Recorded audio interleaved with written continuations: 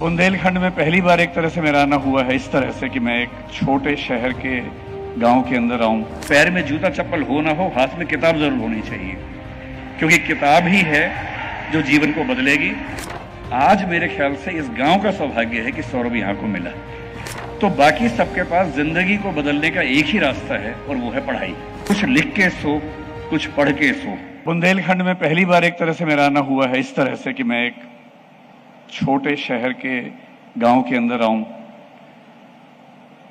एक तरह से सपना था कि जो असली हिंदुस्तान है उसको देखूं, महसूस करूं। पिछले 2 साल से सौरभ ने मुझे कई बार कहा कि बड़े भाई लाइब्रेरी बनने वाली है और उस दिन आपको आना है शुरुआत करने के लिए, उद्घाटन करने के लिए। तो मेरे मन में यह था कि एक छोटी सी लाइब्रेरी होगी, 10-15 लोग होंगे, वहां जाना होगा और एक छोटा सा कार्यक्रम होगा, उसके बाद वहां से वापस आएंगे। पर जैसे जैसे बात बढ़ी, कुछ दिन पहले से खबरें सुनने को मिली कि 10,000 लोग आने वाले हैं। फिर पता लगा, कल जब मैं आया तो कई शहरों में बड़े बड़े होर्डिंग लगे हुए हैं। मैंने बहुत आयोजन देखे हैं, अस्पताल का, स्कूल का, होटल का, पर लाइब्रेरी, वो भी नॉट फॉर प्रॉफिट, इतने बड़े पैमाने पर सम्मान की वस्तु बने, ये हमारे समाज में शायद पहली बार हुआ है। और मैं इसके लिए सौरभ को और बाकी सब दोस्तों को धन्यवाद करूंगा। मैं जानता हूं कि समय कम है और आप बहुत थक चुके हैं, बहुत सारे वक्ता बोल चुके हैं, बहुत सारे बोलने बाकी हैं। तो मैं क्योंकि टीचर हूं, मुझे क्लास में बच्चों के चेहरे देख के समझ में आता है कि कितना बोलना चाहिए, कितना नहीं बोलना चाहिए। तो मैं बहुत कम 5-7 मिनट कुछ बातें करके, और फिर मैं चाहूंगा कि बाकी वक्ता और फिर कुमार विश्वास भी हैं, तो उनके लिए जरूरी है कि आपके पास इतना समय हो कि आप उनको सुन सके, आनंद ले सके। ऐसे आयोजनों में सबसे बड़ी चिंता की बात यह होती है कि शुरू तो हो गया, 20,000 लोग भी आ गए, मंच पर बड़े बड़े नामी लोग भी आ गए, नेता भी आए, अभिनेता भी आए, सब आए। ये तो एक दिन की बात है। आज शाम होते होते ये पंडाल खत्म हो जाएगा, शाम होते होते आप अपने घर चले जाएंगे। उसके बाद क्या होगा? और कोई प्रयोग अगर केवल एक दिन की चकाचौंध बन के रह जाए, ऐसा अक्सर होता है, एक बार की बात नहीं है, ऐसा कई बार होता है कि कुछ शुरुआत हुई, बहुत बड़े पैमाने पे हुई, खूब तालियां बजी, उद्घाटन हुआ, मीडिया में छापा, बड़े बड़े पत्रकार आए, 2 दिन, 4 दिन, 10 दिन के बाद उत्साह खत्म हो गया। आयोजकों का तो पता नहीं हुआ कि नहीं हुआ, समाज का उत्साह खत्म हो गया। मेरा सपना है कि ऐसी स्थिति इस प्रयोग की ना हो, और उस बात को समझाने के लिए केवल एक छोटी सी कहानी सुना के बात समाप्त करूंगा। उस कहानी में एक किरदार आप भी हैं, थोड़ा मैं भी हूं, ज्यादा सौरभ हैं। कहानी एकदम सच्ची कहानी है, रियल स्टोरी है, और वो आपको ये समझा सकती है कि इस लाइब्रेरी का भविष्य क्या हो सकता है, बशर्ते आप उसके लिए अपनी जिम्मेदारी निभाएं। 1999 की बात है, रियल बात है, कहानी नहीं है, रियल इंसिडेंट है। एक व्यक्ति थे जो NIIT नाम के संस्थान में दिल्ली में पढ़ाया करते थे, प्रोफेसर थे। उनका नाम है प्रोफेसर सुगत मित्रा। सुगत मित्रा पढ़ा रहे थे और ठीक अपना जीवन चला ही रहे थे, पर उनके मन में एक सपना था कि जितना मैंने पढ़ा, सीखा, अगर वो सिर्फ मेरे काम आया तो फिर उसमें सुख किस बात का है? क्या मैं अपनी शिक्षा को उन लोगों तक पहुंचा सकता हूं जिनके पास शिक्षा का क ख ग भी नहीं है, शुरुआत भी नहीं है? और ये वो समय है जिस समय भारत में कंप्यूटर्स का डेवलपमेंट होना शुरू हुआ था। राजीव गांधी की सरकार में कंप्यूटर्स को लाया गया था, और 1999 जब हम UPSC की तैयारी भी कर रहे थे, कंप्यूटर एक जाना पहचाना चेहरा था। ईमेल क्या होता है समझ में आने लग गया था, और ये लग रहा था कि कंप्यूटर के बिना दुनिया चलेगी नहीं। उन्होंने एक एक्सपेरिमेंट किया। अपने इंस्टीट्यूट के पीछे एक झुग्गी बस्ती थी, कालका जी दिल्ली में जगह है, शायद आप जानते होंगे। उस बस्ती की तरफ दीवार में एक छेद करवा दिया, सिर्फ दीवार में एक छेद करवाया, और एक कंप्यूटर अपने इंस्टीट्यूट के अंदर ही दीवार के पास रखवा दिया। इतना ही किया बस। उस कंप्यूटर में बिजली का कनेक्शन था, एक माउस था, ऑन रहता था और कोई स्टाफ का मेंबर केवल देखता था कि कंप्यूटर ऑन रहे, और कुछ भी नहीं किया। जो झुग्गी के बच्चे थे, गरीब बच्चे थे, उनको कंप्यूटर दिख रहा था, वो छू सकते थे, लेके जा नहीं सकते थे उसको। और सुगत मित्रा देखना चाह रहे थे कि अगर बच्चों को एक्सेस मिल जाए, पहुंच मिल जाए, तो क्या उनके अंदर सचमुच खुद सीखने की ललक होती है या बच्चों को सिखाना पड़ता है, बहुत कोशिश करनी पड़ती है। सिर्फ ये एक्सपेरिमेंट था। 3 महीने तक उनकी टीम ने कुछ नहीं किया, सिर्फ इतना कि कंप्यूटर रखा हुआ है, बिजली चल रही है, किसी से कोई बात नहीं की। धीरे धीरे देखा बच्चे वहां पर इकट्ठे होने लगे, कुछ कुछ करते थे, वीडियो गेम खेलते थे, कुछ और करते थे। और 3 महीने बाद वो आए, उन सारे बच्चों से मिले और उनसे कहा कि ये कंप्यूटर मैंने रखवाया था, आप मुझे ये बताइए कि क्या मैं आपके लिए कुछ और कर सकता हूं। सरप्राइजिंग बात है कि उन बच्चों ने ये कहा कि सर रखवा तो दिया, इसकी जो प्रोसेसिंग की स्पीड है थोड़ी सी कम है, और जो माउस है वो ठीक से काम नहीं करता है, माउस चेंज करवा दीजिए, प्रोसेसर अच्छा लगवा दीजिए, हम और सीखना चाहते हैं। और ये पहला एक्सपेरिमेंट था जिसने साबित किया कि आप कुछ मत सिखाइए, केवल एक एक्सेस पॉइंट बना दीजिए जहां बच्चे आके अपने मन से कुछ कर सकें। तो कुछ लोगों ने उनसे कहा कि ये तो भाई दिल्ली के बच्चे हैं, दिल्ली के बच्चे स्मार्ट होते हैं और उनको तो पहले भी आइडिया होता ही है, ये गांव में नहीं चलेगा तुम्हारा। तो उन्होंने सेकंड एक्सपेरिमेंट इसी पे किया। उत्तर प्रदेश के एक बहुत पिछड़े गांव में, जैसे इस गांव के बारे में जो मेरे पास आइडिया है वो एक ही शिक्षा वगैरह में भी थोड़ा सा पीछे है, कुछ ऐसा ही गांव समझ लीजिए, चमारी गांव में समझ लीजिए।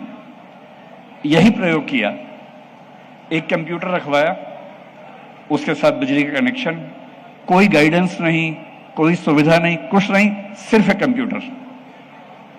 3 महीने बाद फिर आए और देखा कि उस गांव के बच्चों ने भी अपने आप लड़ झगड़ के, आपस में भिड़ भिड़ के कंप्यूटर सीख लिया, गेम भी खेली, पढ़ाई करनी भी शुरू कर दी। फिर उनके मन में एक बात और आई, और अब आपकी भूमिका आने वाली इसी कहानी का हिस्सा बनकर। वो दक्षिण भारत में गए, तमिलनाडु में, और तमिलनाडु का एक गांव है जो तटीय गांव है, कोस्टल विलेज है, उसका नाम कलपिक्कम शायद है। ये कलपक्कम नहीं है जिसको हम जानते हैं न्यूक्लियर वजहों से, ये दूसरा गांव है, कलपिक्कम उसका नाम था। वहां क्या प्रयोग किया? ऐसा गांव जहां के बच्चों को ना इंग्लिश आती थी, ना हिंदी आती थी, केवल तमिल आती थी। और एक एक्सपेरिमेंट ये किया कि कोई बच्चा अपनी जिज्ञासा से, अपनी मेहनत से क्या बायोटेक्नोलॉजी जैसा मुश्किल विषय सीख सकता है। तो क्या किया? कंप्यूटर रखा, कंप्यूटर में बायोटेक्नोलॉजी के बारे में बहुत सारा कंटेंट, कुछ वीडियोस, कुछ ऑडियो, कुछ विजुअल्स डाल के रख दिए। अब बच्चे तमिल बोलने वाले हैं, उनको इंग्लिश भी नहीं आती है, कंप्यूटर भी नहीं आता है। 2-3 महीने के बाद जब रिसर्च हुई, बच्चों से बात हुई, तो एक बच्ची ने जो 12 साल की थी, उसने ये कहा कि सर मुझे ये तो समझ में आ गया है कि जेनेटिक म्यूटेशन कैसे होता है, लेकिन अभी भी जेनेटिक म्यूटेशन की कुछ बारीक बातें नहीं समझ पा रही हूं, इसके लिए मुझे आपकी और मदद चाहिए।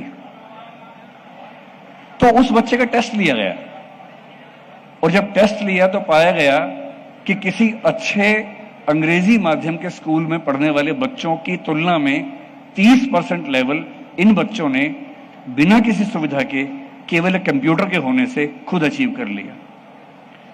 अब जो एक्सपेरिमेंट था उसमें आप शामिल हो जाएंगे। कोशिश की गई कि इन बच्चों को कैसे हम और अच्छी सुविधा में ला सके, क्या करें। एक छोटा सा प्रयोग किया, और यह प्रयोग एक और बहुत प्रसिद्ध व्यक्ति ने भी किया, मैं उनका भी जिक्र करूंगा। प्रयोग क्या किया? उसी गांव की एक महिला जिसकी उम्र लगभग 30, 35, 40 के आसपास थी, दीदी समझ लीजिए, आंटी समझ लीजिए, चाची समझ लीजिए, जो बच्चों से बहुत प्रेम करती थी और बच्चे उनको बहुत मानते थे। वो महिला भी पढ़ी लिखी नहीं थी।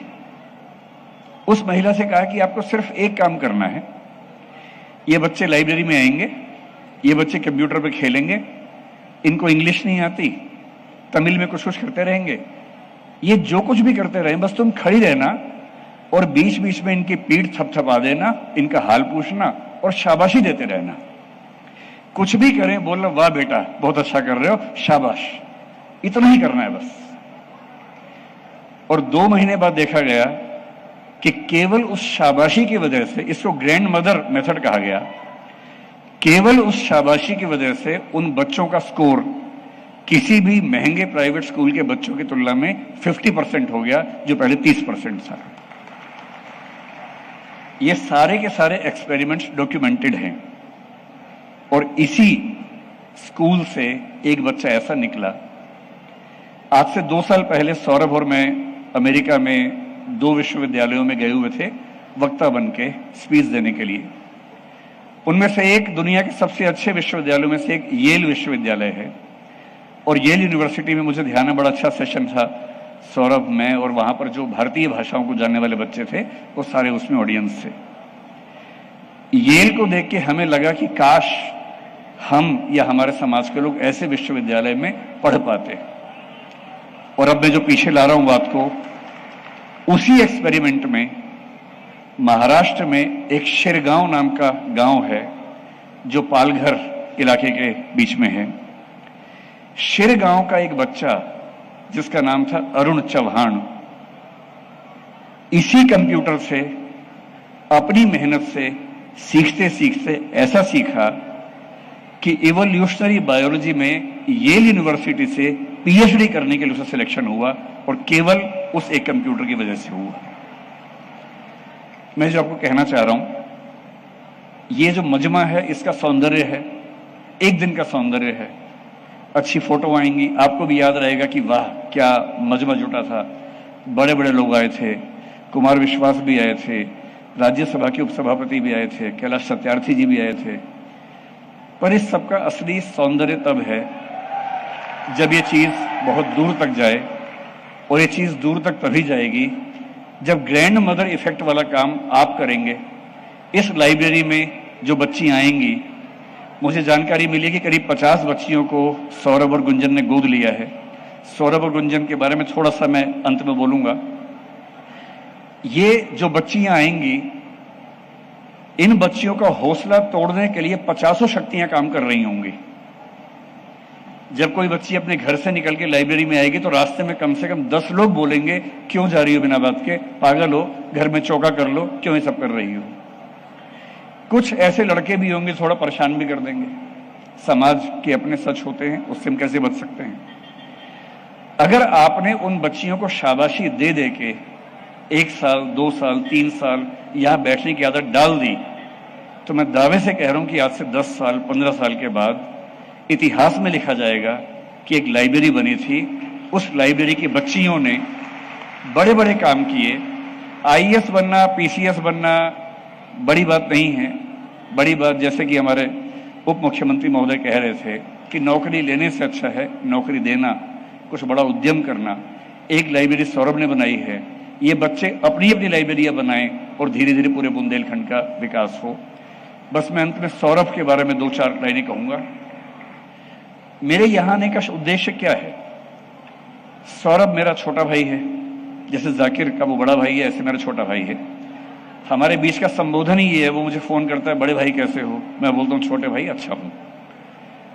उसकी इच्छा थी, उसकी जिद थी, उसने प्रयोग किया तो आना ही था। पर मेरे आने का एक छिपा हुआ उद्देश्य यह था कि मैं एक एकेडमिक व्यक्ति हूं, पढ़ता हूं, पढ़ाता हूं, जितना समय मिलता है मेरा मन करता है पढ़ता ही रहूं, कुछ और किताब पढ़ लूं। पर मैं सोचता हूं कि मैं एक विश्वविद्यालय या स्कूल शुरू करूं जिसमें बहुत सारे बच्चों की मदद कर सकूं, पर अब तक कर नहीं पाया हूं। उसने मुझसे बाद में सोचा, कर भी दिया। तो मेरे मन में कभी कभी यह आता है कि मैं एक बार यहां के देखूं कि सोचने और करने के बीच का जो अंतराल है उसे कैसे भरा जाता है। और मेरे एक बहुत प्रिय कवि हैं जिनका नाम है मुक्तिबोध। मुक्तिबोध वैसे कवि नहीं है जिनकी बात पे तालियां पड़ती हों। मुक्तिबोध वो कवि हैं जो दिमाग की नसें खोल देते हैं, जो खुद दिमाग की नसों के फटने से मरे थे क्योंकि समाज को लेकर बहुत तनाव में रहते थे।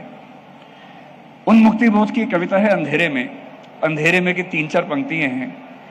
मैं जब भी सौरभ से बात करता हूं मुझे वो पंक्तियां याद आ जाती हैं। और मैं, क्योंकि आज का दिन बड़ा पवित्र है, महिला दिवस भी है, सौरभ गुंजन की शादी की 15वीं वर्षगांठ है, इन दोनों से बड़ी बात इस लाइब्रेरी की शुरुआत है और मेरे लिए बड़ी बात कि मैं इसका हिस्सा बन पाया। वो जो 3-4 पंक्तियां हैं वो ये हैं, ये सौरभ तुम्हें समर्पित है। कहां पर हो भाई? हाँ, ये सौरभ को समर्पित है। वह रहस्यमय व्यक्ति, ये व्यक्ति बहुत रहस्यमय है मेरे लिए, मैं इसको समझ नहीं पाता। ये कभी भी कुछ भी करता है, जो कुछ भी करता है अच्छा करता है, शानदार करता है। और मेरे व्यक्तिगत जीवन में फिलहाल अभी के जीवन में इतना बड़ा हरफन मौला लियोनार्डो दा विंची जैसा व्यक्ति कोई दूसरा नहीं है, सौरभ ही है।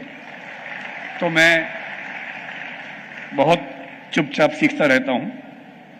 तो मुक्ति बोध ने कहा, वह रहस्यमय व्यक्ति अब तक ना पाई गई मेरी अभिव्यक्ति है। यानी जो मैं होना चाहता हूं, जो मैं सोचता हूं कि कर सकूं, वो इस रहस्यमय व्यक्ति ने अभी से करके दिखा दिया है। पूर्ण संभावनाओं का निखार वह अनिवार्य आत्मसंभवा। तो मैं चाहता हूं कि सौरभ जैसे इस गांव को मिला, मतलब किसका सौभाग्य मुझे नहीं पता, सौरभ का सौभाग्य है कि ये गांव उसको मिला, ऐसे माता पिता मिले। पर एक समय के बाद सौभाग्य बदल जाता है। आज मेरे ख्याल से इस गांव का सौभाग्य है कि सौरभ यहां को मिला। बचपन की बात अलग है, बचपन में सौभाग्य सौरभ का रहा होगा कि उसको ये गांव मिला, लेकिन आज और ऐसा होता है कि एक समय के बाद कुर्सी से इंसान की पहचान नहीं होती, इंसान से कुर्सी की पहचान होती है कि वो इंसान जहां बैठ गया उस कुर्सी का महत्व बढ़ जाता है। तो सौरभ को बहुत शुभकामनाएं। मंच पर उपस्थित सभी लोग इतने महान हैं कि उनके सामने बोलना मेरे लिए बहुत मुश्किल था, इसलिए मैं वहां देख नहीं रहा हूं, क्योंकि देखूंगा तो बोल नहीं पाऊंगा। तो मैंने हिम्मत करके इतना बोल दिया। उन बच्चियों से जो लाइब्रेरी में जाएंगी उनसे एक ही बात कहूंगा। भवानी प्रसाद मिश्र एक लाइन लिख के गए थे, कुछ लिख के सो, कुछ पढ़ के सो। देखिए, जिनके पास पुश्तैनी जायदाद है, जिनके माता पिता बहुत बड़े उद्यमी हैं, बिजनेसमैन हैं, जिनके माता पिता नेता हैं, मुख्यमंत्री हैं, एमपी हैं, उनको अगर छोड़ दें तो बाकी सबके पास जिंदगी को बदलने का एक ही रास्ता है और वो है पढ़ाई, और कोई रास्ता नहीं। इसलिए जिस देश की अधिकांश आबादी निम्न वर्ग, निम्न मध्य वर्ग की हो, वहां पढ़ाई से अच्छा कोई रास्ता नहीं है अपनी जिंदगी को अपने हिसाब से जीने का। पढ़ना जरूर है। डॉक्टर अंबेडकर ने बड़ी गहरी बात कही थी, खाने के पैसे हो ना हो, जूते पहनने के पैसे हो ना हो, पैर में जूता चप्पल हो ना हो, हाथ में किताब जरूर होनी चाहिए, क्योंकि किताब ही है जो जीवन को बदलेगी। और भवानी प्रसाद मिश्र ने बड़ी सुंदर बात कही थी, कुछ लिख के सो, कुछ पढ़ के सो, जिस जगह उठा था आज सवेरे, उससे तो कुछ बढ़कर सो, उससे तो कुछ बढ़कर सो। धन्यवाद, बहुत बहुत धन्यवाद।